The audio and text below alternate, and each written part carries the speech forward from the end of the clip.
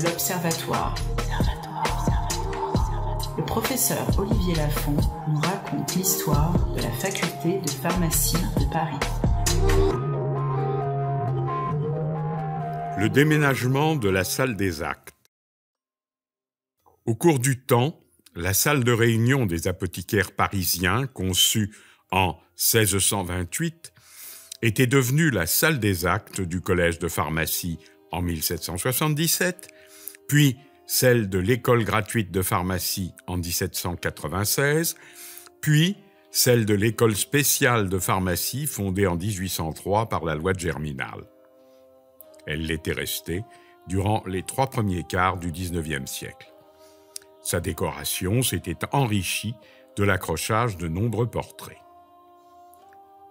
Lorsqu'en 1876 fut décidé le transfert de l'École supérieure de pharmacie de Paris dans de nouveaux locaux sur le terrain de l'ancien couvent des Chartreux, il ne fut pas question pour les professeurs ni pour leurs étudiants de s'en séparer. Son transfert fut décidé. L'architecte, Charles Lenné, construisit une salle pour l'accueillir. Le nombre des enseignants et des étudiants s'étant accru, il l'a conçue plus grande et plus haute que la précédente.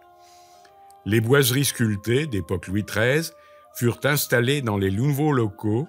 Pour assurer l'harmonie esthétique et combler l'espace, il fit placer au-dessus de l'entourage du tableau de Simon Vouet représentant Hélène de Troie recevant le Népenthes, un fronton réalisé dans un bois de même nature et qualité que celui utilisé par les sculpteurs du XVIIe siècle pour réaliser la boiserie d'origine.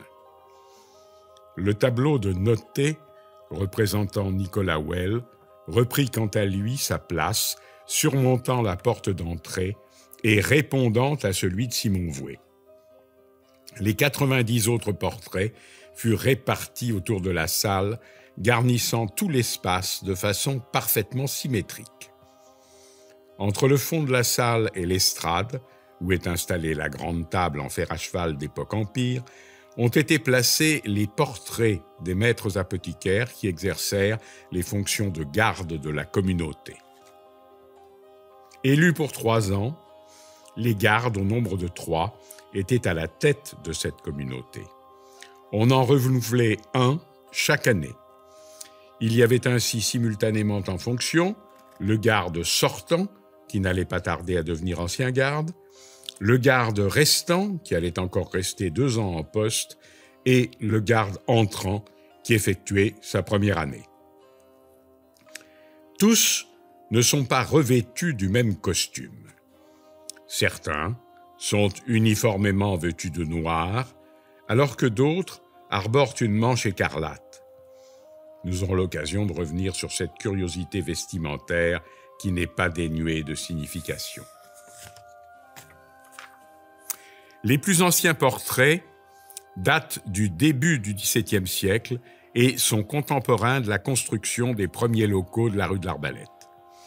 Viennent ensuite les portraits des maîtres en pharmacie qui furent démonstrateurs du collège de pharmacie, créé par la Déclaration royale d'avril 1777, puis ceux des professeurs de l'école gratuite de pharmacie, et enfin ceux des professeurs de l'école spéciale de pharmacie, devenue l'école supérieure de pharmacie, généralement revêtus de la robe attachée à leur fonction.